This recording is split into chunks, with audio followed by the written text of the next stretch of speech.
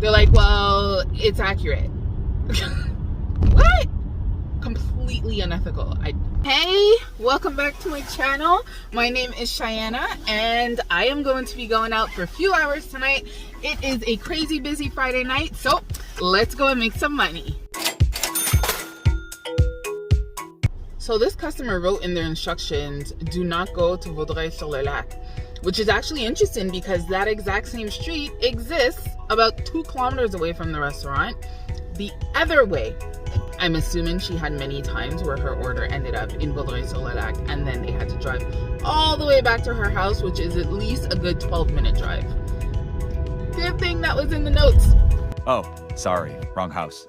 When I mapped it, it gave me the right one, but it really made me doubt myself because when I went into Waze, the first one that popped up is the wrong one. You would not believe what I just noticed. So I got that order, right? When I just left that other customer's house and it said 5.2 kilometers. I was like, oh, that's actually really short. Okay, whatever. But I knew where that restaurant was and it's super quick to get there. So I'm like, okay, let me take the order. And it was a good payout. Why is it that when I mapped it, it said I'm 6.2 kilometers away from the restaurant, or 6.3? And I'm like, but it just told me that the total order was like 5 point something kilometers. So I contact support. They're like, no, it shows me as 3.4 kilometers. I'm like, yeah, that's where I am now because I'm driving to the customer. They're like, well, it's accurate. What? Completely unethical.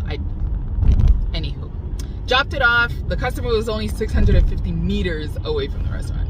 On to the next one. I just dropped off an order. First of all, the house was not like on the road. Like they had a really long driveway with a humongous double tempo in front of it.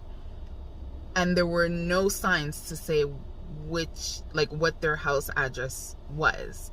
So I went to the next door neighbor's one because I can actually see that one a little bit more. And it wasn't that. Like it was past the number. So I had to go back. So I'm like, okay, I'm assuming this is it. There's a mailbox there. No number on the mailbox. That would just be too easy. What address? No address. So then I start walking into the tempo because usually you know how there's an opening at the back. And there was no opening. So I'm like, okay, I guess I got to walk on the outside of it. But it was like dirt. Like it's their lawn, but it's dirt.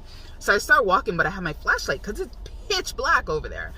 And I see the number, so I'm like, I'm at the right house. But then I start hearing this dog barking. I do not know if this dog is behind a fence or not, if they're tied up. I walk up to the door and I'm like, oh my God, I can hear this barking even louder. I have never dropped a bag and taken a picture so fast in my entire life because I was like, I don't know where this dog is. Like, number one, I can't see your address. You have a barking dog. Like, what is going on here? There's nowhere for me to walk.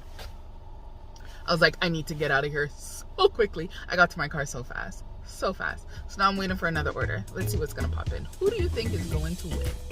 Skip, DoorDash, or Uber Eats? Let's see.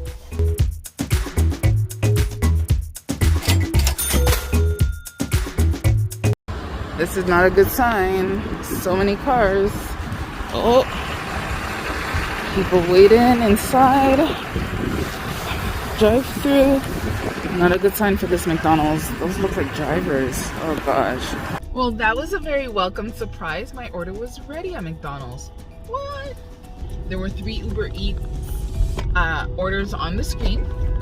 But mine was there, just waiting for me. I couldn't take it because it was behind the window and I couldn't see the number, but it was ready. Yay! I swear, every single time that I have an order going to Forbes Street, I have an order from Skip going to the McDonald's, which is right there. And that's what just happened. I had an Uber order and I had a Skip order. So I took both because literally I'm passing one to go to the other. And I got to the McDonald's and the order, they were wrapping it up. So it's perfect. I was like, this is perfect timing. I love this. McDonald's is doing great tonight over here. It's not always like that, but it's great tonight. I'm gonna take it. Keep up the good work. That order had no tip? What? The transit was $10?